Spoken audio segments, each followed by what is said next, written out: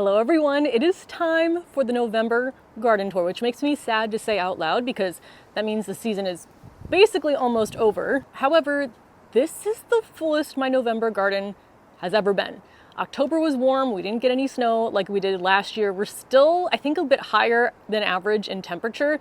So my garden is still looking really good, especially my dahlias. I don't think they've ever lasted this long and still blooming like crazy. So it is nice to have this full of a garden, but I'm definitely behind on cleanup tasks. And I'm nervous that it's gonna go from nice to freezing and I'm still gonna have a bunch of stuff to do. So what I'm gonna do today is not only go through what's growing in my garden, but also my plans for overwintering, whether I'm gonna pull them, take them to the garage, leave them out here, and then most of November will be actually doing those tasks. Now, as a reminder, this is my front deck, 18 by 19 square feet, full sun facing the west. Next video will be the tour of the back deck garden, and I think we're getting furniture in a couple days for the new garage deck. So once that's there, I also have some new containers. Well, not new, but new to me containers. And so we're gonna spend some time on that deck too, getting things set up, even though I won't be planting until next year. But for now, let's take a look at my front deck garden in November. I feel like a garden tour can't start anymore without a pigeon check-in. So here we have Shadow right there. Called him that because he's the one that follows me around the most, although I feel like now he's been gaining some independence. And then we have Oreo over there. So I'd say there's 4 to 5 that regularly show up, but sometimes there are a few more than that. They're nice to have though. It is nice to have little animal visitors in the garden. Hi! There's a little sweep of the front deck. I'm standing where I would leave the house and enter the deck garden. Again, still a lot of green. Things are not quite as dead as they usually are at the beginning of the month. The only sad thing is that we did have very strong winds. We have some strong winds again today that have knocked the leaves off of some of the trees. So that one right there, that maple tree, and then I think I showed you in a recent video that orange tree over there, all of those leaves are gone. But we still have this one going strong. So I'm trying to enjoy what's left of the autumn colors. But let's go ahead and start the tour with what is right here in front. In the front are 2 of the same roses. These are the Oh So Easy In Fuego roses. They haven't had blooms in a while now, but look at how green they still are.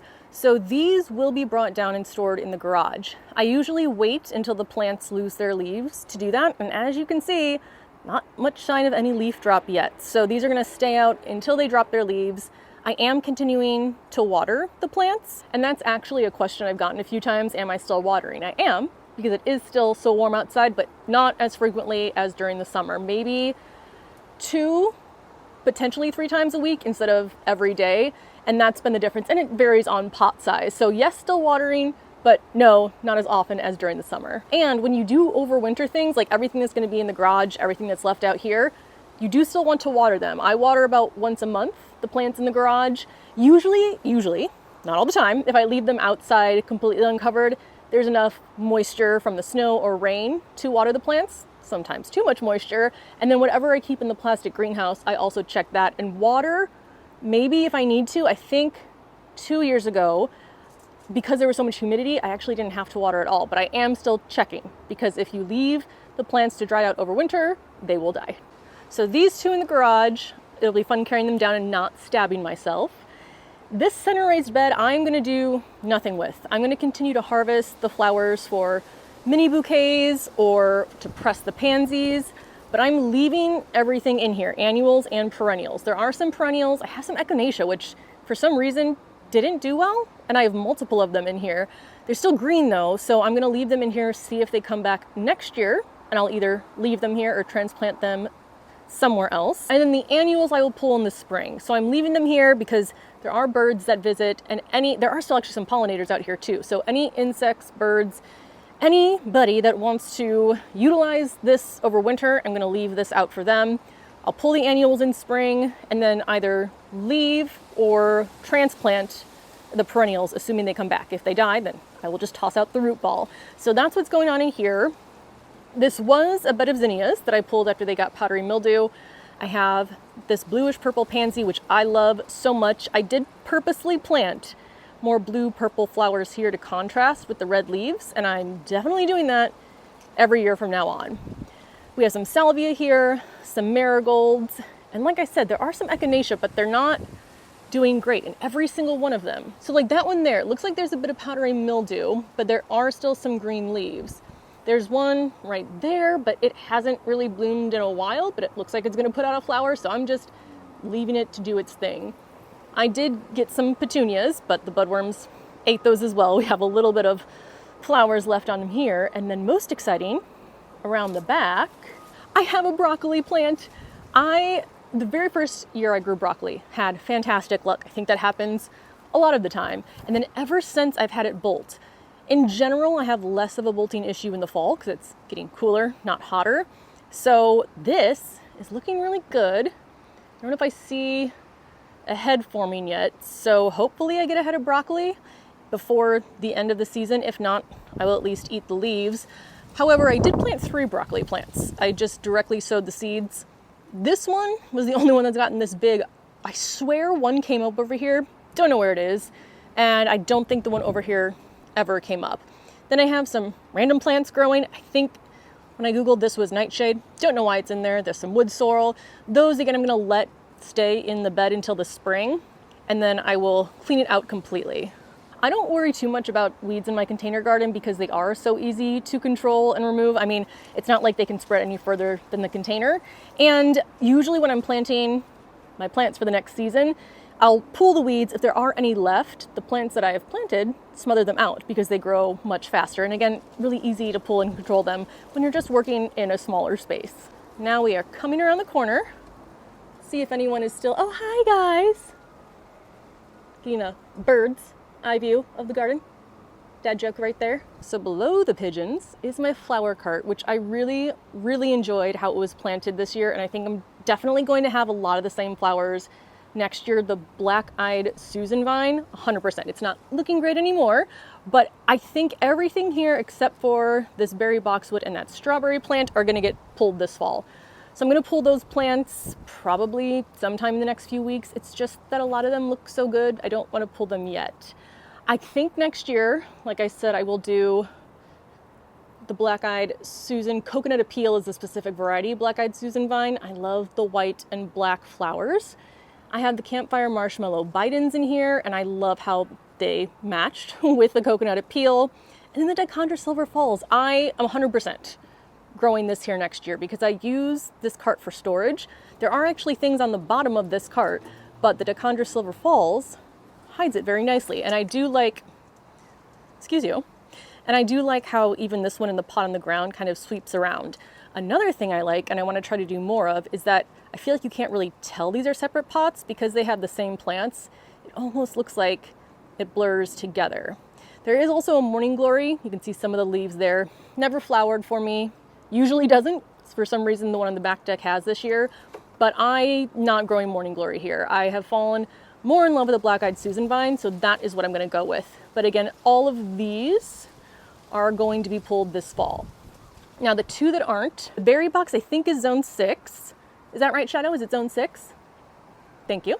So that's going to go in the garage. And then the strawberry plant, I just leave out here with my raspberry bushes and cross my fingers that it comes back. I don't put it in a greenhouse. I don't do anything except move it over here to the corner. And while we're here, let's talk a little bit about all the things I have in this corner. My garbage can is for garbage. That little pail there is for me to put greens in that I'm going to compost and then carry through the house to the back deck. These grow bags have my pepper plant root balls and soil. I use these as insulation against the plants that I overwinter here in the corner. So for example, I would put any of my plants, which will be strawberries and raspberries, first up against the house in this corner, because that area is going to have the most protection. And then I will put these around the base of the pots just for a little bit of extra insulation, and that's what I've done the last few years. These pots I didn't use this year, but I am going to use them next year on the new deck. And then here, I don't know if I showed this already or not, but I often poke my eye out, or almost poke my eye out as I'm bending over when I'm storing cages. So I now put the pots on the top of them so I don't almost stab myself in the eye. And it's worked out pretty well. I love how involved they want to be. Hello, Oreo. Yeah, there's some food in there for you. I guess they like wood sorrel? I don't know. Over here is my little herb station. I think I'm only going to attempt to overwinter the flavored mints that I can't easily find. I don't have a lot of space to overwinter things, so I'm going with what's the most important. Now, I did do a good cutback on some of these recently so I could bring the herbs in to dry. But for example, like my orange mint, banana mint, pineapple mint, those I'm going to try to overwinter. I will probably also order more from Mountain Valley growers because I always like to have a backup. But plants like parsley, which had a caterpillar on it, I need to check and see if it's still there. Parsley, thyme, the pineapple sage, I usually very easily find those, so I'm just going to toss them. And some of these are annuals as well. The mint is a perennial. Some of them, though, are down to zone 4 and others are down to zone 6.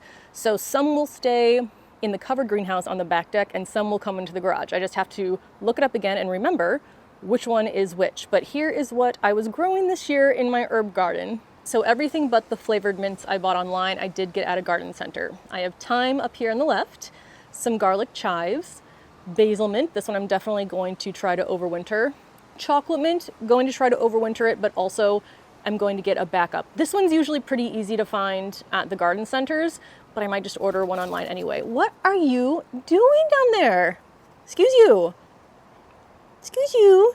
What was I saying? So yeah, the chocolate mint is usually pretty easy for me to find. I do want to have 2 plants next year because it's one of my favorite mints, so I want to have an extra one. And I think I'm going to grow mints, some of my favorite mints, in a larger pot next year. All of these are 8-inch terracotta. We have lemon thyme up there. We have the parsley down here. And then I have strawberry mint, orange mint, apple mint, rosemary down at the bottom, which I gave a good cut back to. This is the lemon bergamot mint. This is pineapple mint down here in front, oregano behind it, lemon balm right there, pineapple sage, and then banana mint. And I actually think banana mint is one of my favorite ones. It really does taste like banana, especially the aftertaste. And then what was in here that I already pulled? Oh, those were my leeks. All right, let me see if I can find the caterpillar really quick. I don't think I see the caterpillar. I'm trying not to be sad. Let me know if you do see it. Swinging around over here is one of my 2 raspberry bushes. I'm still going back and forth on if I'm going to keep them for next year. They're going to be overwintered because they do really well being overwintered here, but they're just so big and so thorny. I think I'm going to go for a more compact, thornless variety. But we'll see. This just gets rolled into the corner, doesn't get covered by anything, but I will again put the grow bags up against it in order to give it some insulation. Zinnias will be pulled this year. I'm just saving one to save seeds. Where is the one I am saving for the seeds?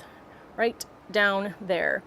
So this will be pulled. It is one of the last zinnias. I had that other one I didn't know I had. So even though it does have a little bit of powdery mildew, although it doesn't look bad at all right now, I am just keeping this to mostly save the seeds, but I'm still getting a few flowers too. In this bed back here, and this is one of the new Epic Gardening raised beds that I added this year, but this is my native perennial bed. So the hope is that all of these plants come back next year. The only thing I might change is that the Rudbeckia spreads very quickly. So I might dig that up, waiting to see if it does come back in the spring for sure. It survived overwinter last year, but dig it up and then maybe transplant these into their own pots.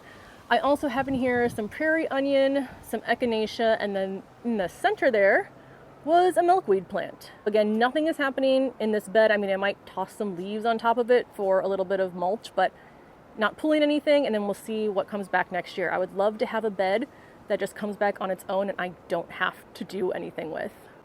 Next is my Gomphrena bed, which is definitely the craziest Gomphrena bed I've ever had. There is a Grownomics bed underneath there. I've never put this many Gomphrena. I don't even know how many. Maybe around 20 plants because I thought some were dying and they didn't. So I have a ton in here. The one, that pink color, is the QIS Rose Gomphrena. I think I got a wrong seed packet because I have way more than I should have had. The bright, like hotter pink, that one is QIS Carmine. The red in the back is QIS, no, not QIS, just Strawberry Fields. I did have some QIS Orange that got a little bit swallowed up in there. And I think that was everything that I actually planted in here. So with this bed, usually in the past, and it's always had Gomphrena, I've pulled it completely. but I've noticed that the sparrows really love it. They really love this, and then they really love, what do they love out back? The celosia. So they love the Gomphrena and the celosia. So what I'm gonna do by the end of this month, maybe, any ones that look good to dry, which I already dried some in a recent video, I will dry those. I will grab some seeds from some of my favorite colors here, well, probably all of them, and then I will leave the rest for the birds over winter, and then in spring I will go ahead and either empty it out or do a chop and drop. We'll see what I want to do then, but this bed is actually going to have some stuff in it over winter, which it usually doesn't. This is a pot of lemon balm that I don't know how I got, because I originally had strawberry plants. So somehow some lemon balm must have come from my herb station over here and it just took over. I'm going to harvest off of this. I mean, I'm just going to leave this outside and see what it does next year. If anything happens to come back, maybe there's still a strawberry plant in there. I don't know. We'll see. The green leaves I will harvest. The ones that don't look that great, I'm not going to harvest. So I need to do that pretty soon here. And then there's my 3 grow bags. So I just recently pulled all my tomatoes and peppers. I did the chop and drop. And you can see, I think it already has broken down a little bit in here. This should all be broken down by springtime. I did, though, leave 1 marigold because it was still blooming. So it's just kind of hanging out there on the side of the bag, and I kind of like that. On this side is my second raspberry bush. So one of these, I can't remember which one anymore, is a propagation from the other one. So I only ever bought 1 raspberry bush, but I have 2. Heading over to the back now. The wind has definitely made some of my dahlia pots a little bit crooked. This raised bed here has 1 status plant that is still blooming, so I left it in there, and then beets that I have failed to thin, so I should probably do that or just harvest the greens to eat. And then there's a wood sorrel plant growing out the crack, which I left because I thought it looked cool, and that's what it looks like now. So we'll see again what happens. The wood sorrel's what's been getting in the other beds. So as long as it's growing at the cracks, that's fine. If it's growing in the beds and seems to be competing with the plants that I want, I'll pull it, but sometimes it's just kind of working as a ground cover. So we'll see what I end up doing with that once I plant for next spring. But in here, what I'm gonna try to do is I will pull everything this fall, and then I got some red clover because that's supposed to be a good way to add nitrogen back into your soil. So I'm gonna sow that. I don't know, I haven't done a lot of research yet, but I think it'll bloom maybe early-ish spring and hopefully be a food source for some pollinators as well. And then I will, well, I'll either pull it or I will just plant around it. We'll kind of see again how this goes. I've never done it before. We're gonna try it out. That is the fun part of gardening. These 3 dahlias, I overwintered all of these in the garage last year. That's gonna be my same plan this year. I will link down below how I overwinter my dahlias in last year's video, and then we will be doing these as soon as they stop being green and producing flowers. All of these also are not what they were labeled, so I can't for sure tell you the varieties. They're not varieties I would have chosen on my own, but I really ended up loving them, especially for the fall. So let's see if I have some flowers here. So this one is a cactus dahlia, which means that the petals are a bit more, I guess, spiky is a way to describe it, but it's a beautiful red color. And then this one, I mean, there's kind of tattered flower left. It was a really beautiful color and a little bit of iridescence in the sun, but it was like orange and pink streaked, and it usually looks better than this.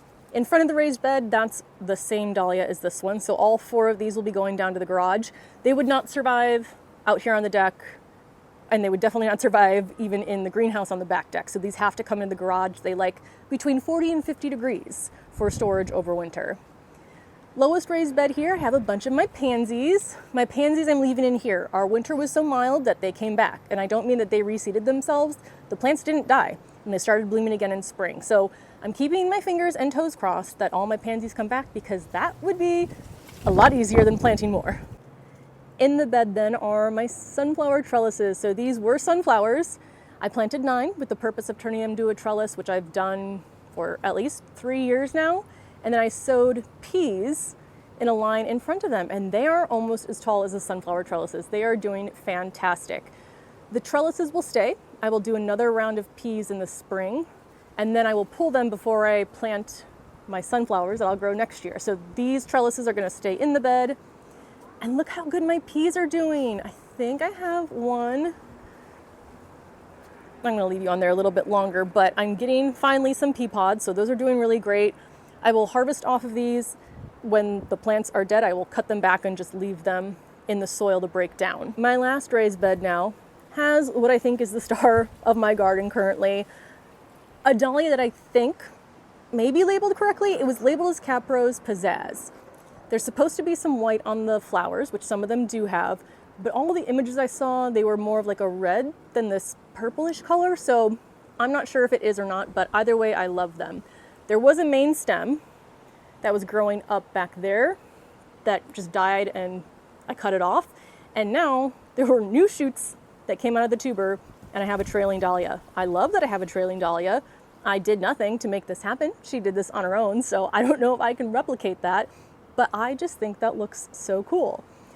Bob, this giant sunflower that seeded itself, I am going to cut down that stalk because I don't want to leave it up over winter in case it, I don't know, falls or something.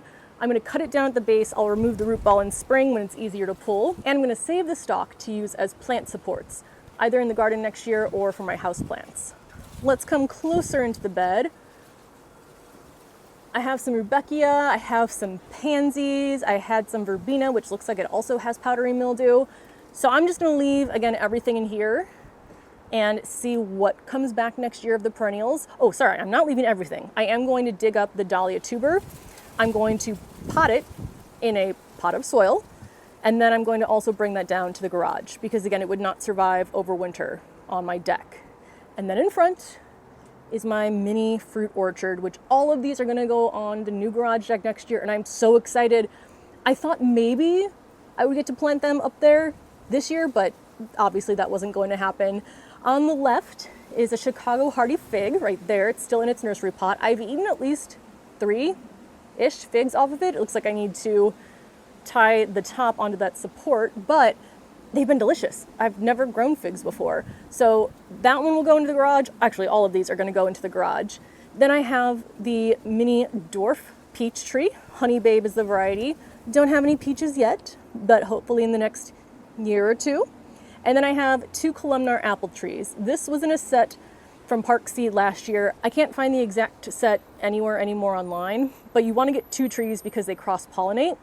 These almost missed each other when their flowers were in bloom, but I did get 3 apples off of one of them. I can't remember which one, and they were really, really good. I know that like raspberries, tomatoes, those all taste much better to me off of the plant. I forgot how much better even apples taste straight off of the plant. So I think that's everything. You know, while we're down here, let's talk about some of the less pretty things. First of all, this flex hose, the 0G flex hose. Thank you to everyone that recommended it. Flex hoses work the best in my garden because there's so many things I need to maneuver around. I don't have a lot of straight lines, and it's a flexible hose that is good quality so it doesn't fall apart within a few months. I'm going to take that off once I'm done watering my plants. This will be stored inside. Handle will be stored inside. I will take it off from the hose because I've had handles get stuck onto hoses. I will take off my timer. I will take off all of the like hose splitters and pieces that are connected to it, store those in the closet, but I will be leaving out the drip tubing, those drip lines, any of the drip that is in my raised beds. I've done that for the last, well, I guess ever since 2021, and that's been fine. Rarely do I need to replace anything from being left out over winter, so fingers crossed that stays the same going forward. So let's just do one final sweep. I have a feeling this garden is going to look very different in the December garden tour, but I'm enjoying the extra time that I've had with it this season. And that is how my garden is looking this November out on the front deck. Make sure to watch the next video, which will be the back deck. And then after that, it's just a bunch of cleanup. So I will link down below the previous month's garden tours if you want to check them out. And let me know if you have any questions down in the comments. And I will see you very soon in the next video. Bye.